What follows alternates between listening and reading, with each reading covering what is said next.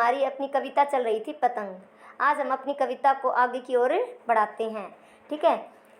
बच्चे जन्म से ही वे अपने साथ लाते हैं कपास, पृथ्वी घूमती हुई आती है उनके बेचैन पैरों के पास, जब वे दौड़ते हैं बेसुध। ठीक है बच्चों, कविता की पंक्तियों को एक बार फिर से देखेंगे। जन्म से ही वे अपने साथ लाते हैं कपास। वे कौन? पतंग कौन उड़ा रहे थे बच्चों? पतंग उड़ा रहे थे बच्चे। मतलब बच्चे, कवि कह रहा है कि बच्चे जन्म से ही अपने साथ कपास जैसी कोमलता लेकर आते हैं। पृथ्वी घूमती हुई आती है उनकी बेचैन पैरों के पास, जब वे दौड़ते हैं बेसुध।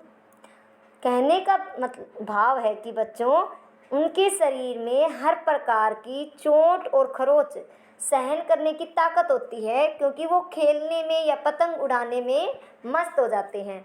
उनके पैरों में एक बेचैनी होती है, जिसके कारण वे संपूर्ण पृथ्वी को भी क्या कर लेते हैं? नाप लेते हैं। छतों को नर्म बनाते हुए, दिशाओं को मृदंग की तरह बजाते हुए, जब वे पैंग भरते हुए चले आते हैं। कवि कह रहा है, मृदंग अर्थ क्या होता है बच्चों? मृदंग का अर्थ होता है एक वाद्य यंत्र जिसकी ध्वनि बहुत मधुर होती है। पैंग भरना होता है झूले झूलना।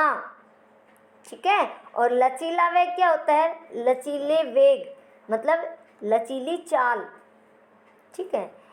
तो जब वे पैंग भरते हुए चले आते हैं डाल की तरह लचीले वेग से, अक्सर छतों के खतरनाक किनारों तक।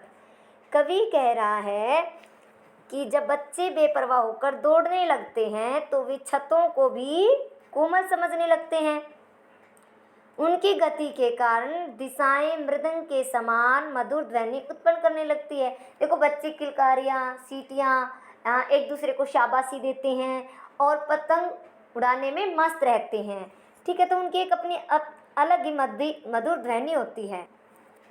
उस समय गिरने से बचाता है उन्हें सिर्फ उनके ही रोमांचित शरीर का संगीत।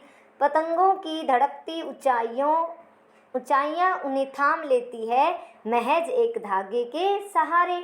पतंगों के साथ साथ वे भी उड़ रहे हैं अपने रंध्रों के सहारे। अब बच्चे, यहाँ पर एक कठिन शब्द आया है, रंध्र। रंध्र क्या होता है? रंध्र का अर्थ होता है बच्चों अपने आप में मस्ती होना। ठीक है, मस्त होना। ठीक है। अब यहाँ कवि कह रहा है कि बच्चे अपने आप ही अपनी मस्ती में खो जाते हैं। ठीक है। उन्हें किसी प्रकार का डर नहीं होता है। वे छतों के खतरनाक किनारों से भी कदम रखते हुए आगे बढ़ जाते हैं। उनका शरीर हमेशा प्रसन्न रहता है, वो हमेशा खुश रहते हैं। पतंग उड़ाते समय उनका संपूर्ण शरीर क्या हो जाता है बेटा? रोमांचित हो उठता है। पतंग की ऊपरी जाती धड़कनें उन्हें गिरने से रोक लेती है। ऐसा प्रतीत होता है कि मानो पतंग का केवल एक धागा बच्चों को संभाल लेता है और वे नीचे गिरने से बच जाते हैं। यहाँ कवि पतंग उड़ाने वाले बच्चों का वर्णन कर रहा है और बच्चों के अंदर जो खुशी होती है उसे बताने की कोशिश करें कि बच्चे बड़े चंचल होते हैं, हंसमुख होते हैं, उनमें किसी प्रकार का भेदभाव नहीं होता है, वे हमेशा एक साथ एक दूसरे का सहयोग करते हैं। ठीक है। तो आगे अपनी कविता है इसमें ही, अगर वे कभी गिरते हैं छतों के खतरनाक किनारों से और बच जाते हैं, तब तो और भी निडर होकर सुनहले सूरज के सामने आते हैं। पृथ्वी और भी तेज घूमती हुई आती है उनके बेचैन पैरों के पास। अब खतरनाक शब्द आया बेटा। खतरनाक का अर्थ क्या होता है? भयानक। निडर का अर्थ होता है निर्भय। बेचैन पैरों के पास मतलब बेचैन मतलब व्याकुल।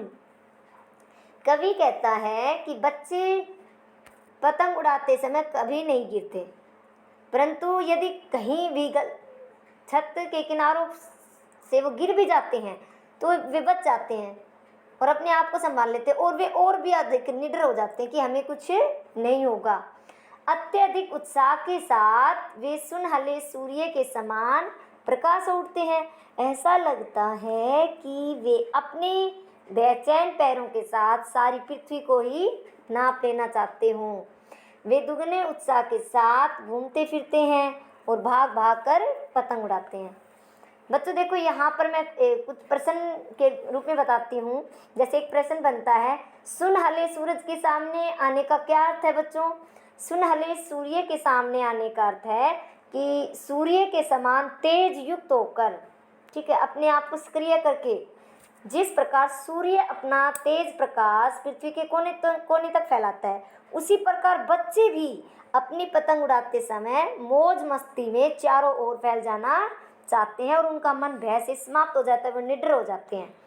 ठीक है, तो बच्चों इस कविता के अंदर, इस पद्यांश में भाषा सरल व सहज व प्रभामयी हिंदी भाषा का प्रयोग हुआ है, मुक्तक छंद का प्रयोग हुआ है।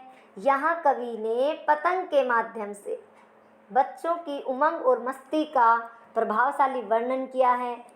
ठीक है, और सुनहले सूरज में कौन सा अनुप्रास अलंकार का प्रयोग हुआ है, साथ साथ में पुनरुक्ति प्रकाश अलंकार का सुंदर वर्णन हुआ है। और इसमें एक शब्द और आया बेटा, पृथ्वी का तेज घूमते हुए बच्चों के पास आना।